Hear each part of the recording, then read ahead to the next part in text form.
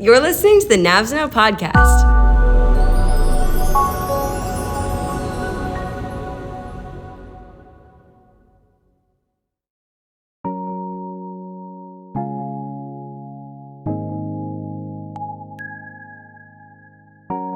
October, as many of you know, is Blindness, Equality, and Achievement Month.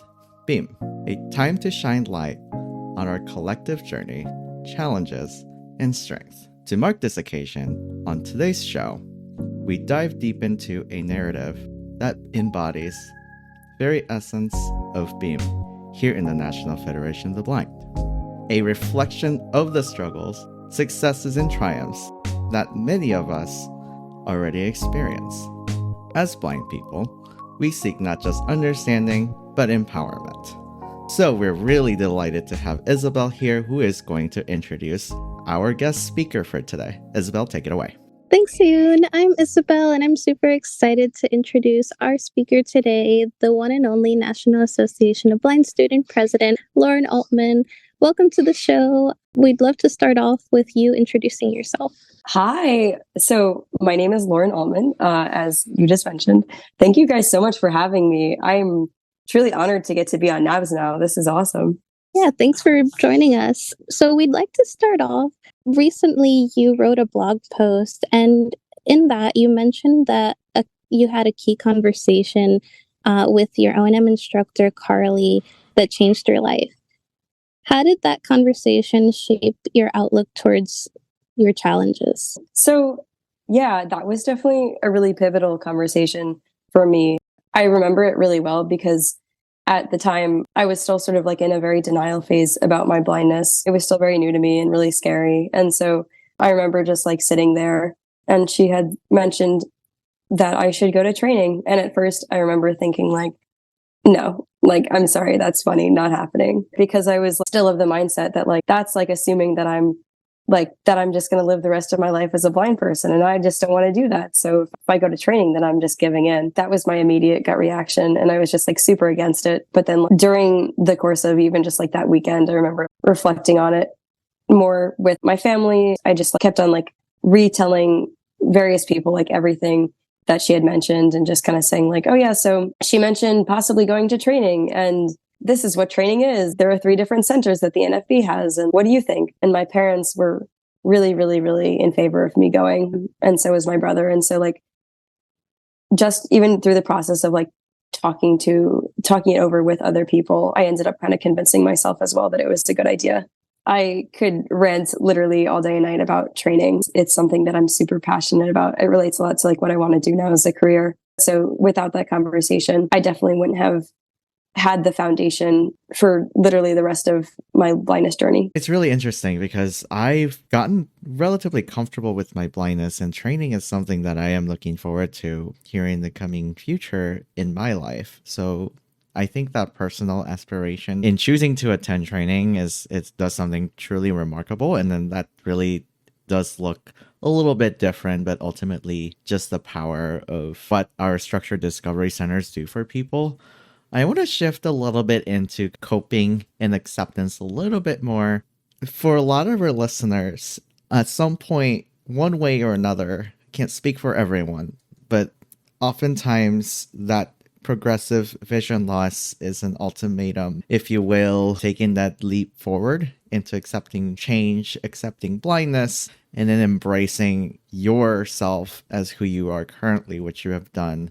In 2020, you also mentioned that rapid vision change. Do you want to talk to us a little bit about what that change looked like for you? Absolutely. A little bit of a mini tangent that sort of connects. But if you've ever heard of the book, The Fault in Our Stars by John Green, which is like the classic nice romance novel. I love that book.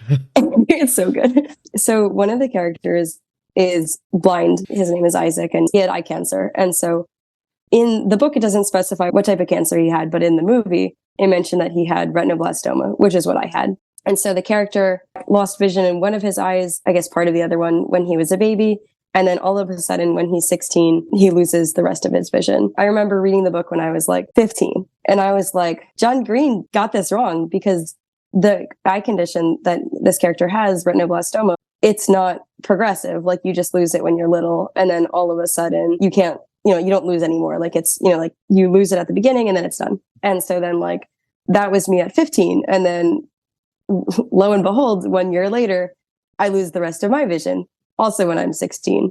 In hindsight, it's very like I have a dark sense of humor. And I 100% cope through humor, but so like, it's kind of funny. But in terms of like coping, with vision loss and stuff, yeah, it's 100% a grieving process. And I am like a firm believer in the fact that it's definitely a really difficult process. And I think that it's something that unfortunately, like you just kind of have to process and to go through. It's like, even though me now, I'm super proud of my blindness. I'm definitely not ashamed of it. It's just a characteristic of who I am. And I think that a lot of it is due to internalized ableism, which is something that we all face regardless as to like whether we really consciously know it or not. Yeah, like all of the stereotypes that I had been accustomed to were not super positive views on blindness. Like I didn't have very much knowledge of how to travel independently as a blind person or how to cook independently as a blind person or do all these different things. And so I just kind of assumed that, oh, if I end up like going blind, then I just won't be able to do these things. I have this memory of like right after I lost my sight, my family, we are from New Jersey. We eat a lot of bagels.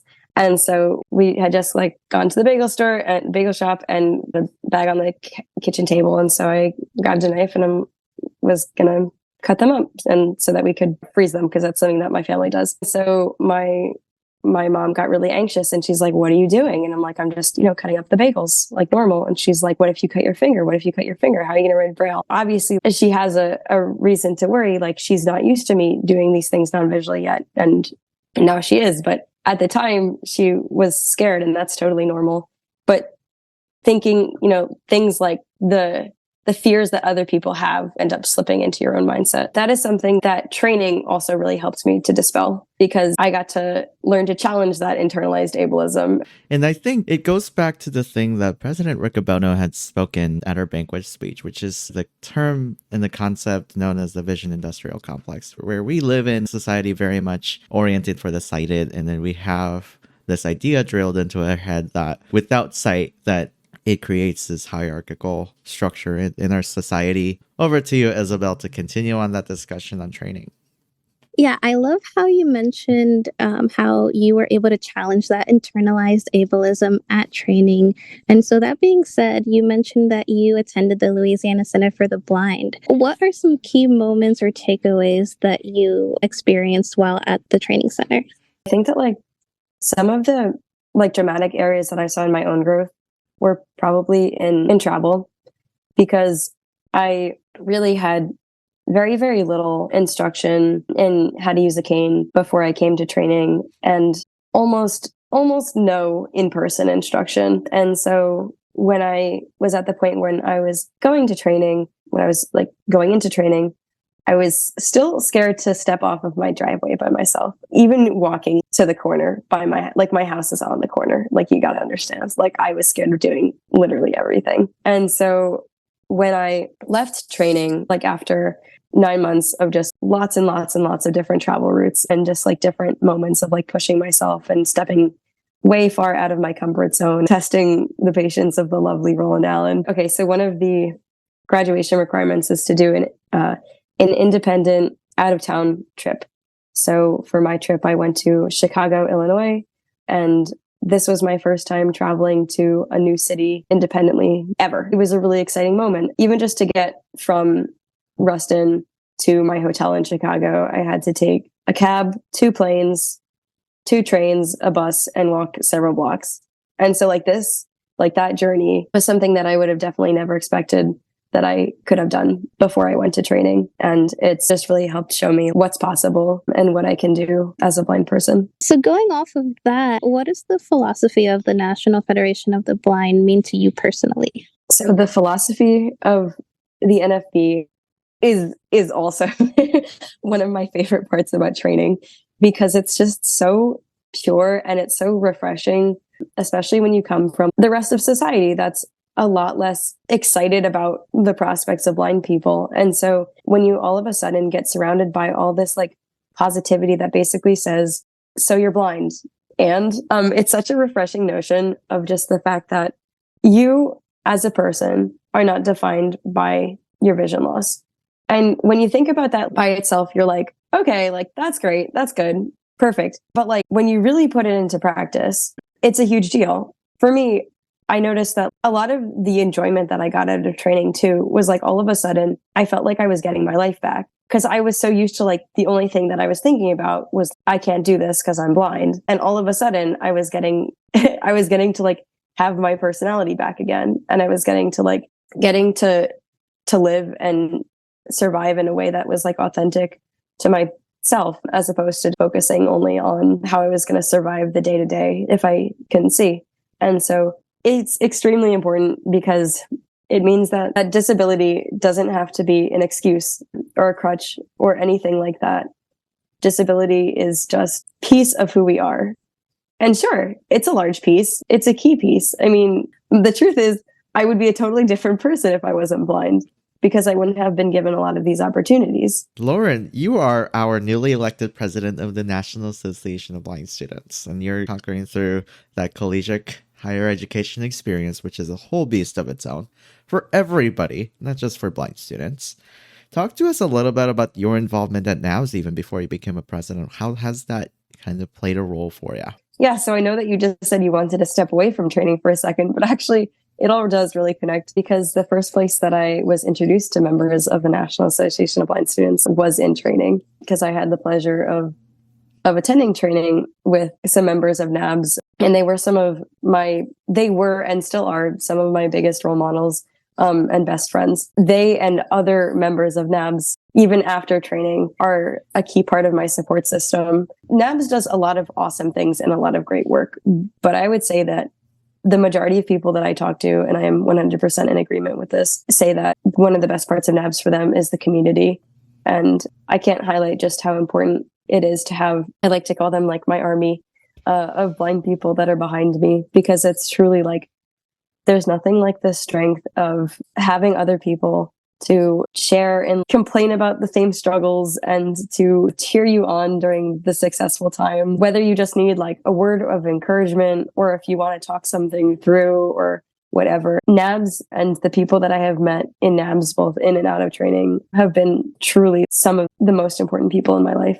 So you mentioned how NABS gave you a sense of community. I'm sure you've had many influences within NABS and in training. So going off of that, how important has mentorship been for you on your path to gaining a sense of achievement and confidence with your boss? Mentors in general have been like an absolutely pivotal part of my life. And whether those are mentors like my O&M instructor, Carly, or like other folks from New Jersey, or mentors at LCB, Roland and Pam, and the other wonderful staff there, or students of NABS, both in and out of training, have been so incredibly important because they've truly shown me what is possible. Just the amazing variety of different people and different interests and skills, different personalities. It's been such a wild journey, but mentors in my life have like just truly been pivotal to my journey. Absolutely. Mentors, for everybody needs a mentor. But mentors does wonders for a lot of us. I think it truly kind of pushes your potential and someone you can lean into, someone you can trust, push you to be the best version of yourself. So we're coming towards the end of the show here. And then one of the things that we like to do here in the NABS Now podcast is advice in 60 seconds. So all of our speakers and guests have the opportunity to kind of sum up. If students had 1 minute to listen to the show, what is their biggest takeaway from everything we talked about? Just so many incredible things that you've shared with us, Lauren, on today's show. We want to do an advice piece. You can make this however you wish, but the goal here is to keep it within 60 seconds. So once the timer starts, actually, I'll give you a few seconds to think of a message or advice you have for blind students who are navigating an ambiguous change of a vision loss and how they could feel confident as they navigate this unexpected change for some. My piece of advice would be to reach out. It can feel so isolating going through this stuff by yourself. And so I would say, reach out to other people in the blindness community that have also been through similar situations, work to find your mentors and your network of people that you can rely on. Just know that it will be okay and that you're going to get through it. You are so incredibly loved. My other piece of advice would be, if at all possible, you should look to go to training because it is truly an invaluable experience, something that you should definitely look into. And then the last piece of advice that I would say, don't get scared that just because you are losing your vision means that your life is over or your life has to change. Because the truth is, there is one aspect of your life that will be changing, and that's your vision, but nothing else needs to. In terms of your goals, your morals, your support system, there are so many incredible people and resources out there that can help you. And so don't think that just because you're going blind means that everything needs to change. You can still live an amazing, successful, positive, awesome life as a blind person. Thank you again for being vulnerable with us and sharing your journey to accepting your blindness. It's not easy to be so vulnerable. So again, we appreciate that. And I think this really embodies the philosophy of living the life you want. And most importantly as well, what Blind Equality Achievement Month is. Thank you both so much for having me. I would be super excited and super honored if you are going through your own vision loss journey, or even you just want to talk about blindness stuff, about books, about whatever, please feel free to reach out. I would love to get to know you. I'm super honored to be serving as the president of the National Association of Blind Students. So please, feel free to reach out.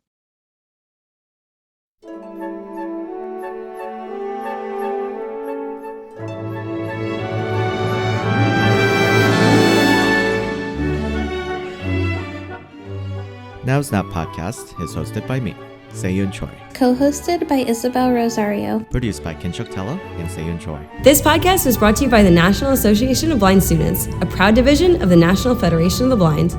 Find us on social media, Facebook, Instagram, and Mastodon as the National Association of Blind Students, or on our website at nabslink.org. Be sure to hit subscribe or follow us anywhere where you catch your podcast for new episodes and more, releasing every month. Thanks for listening.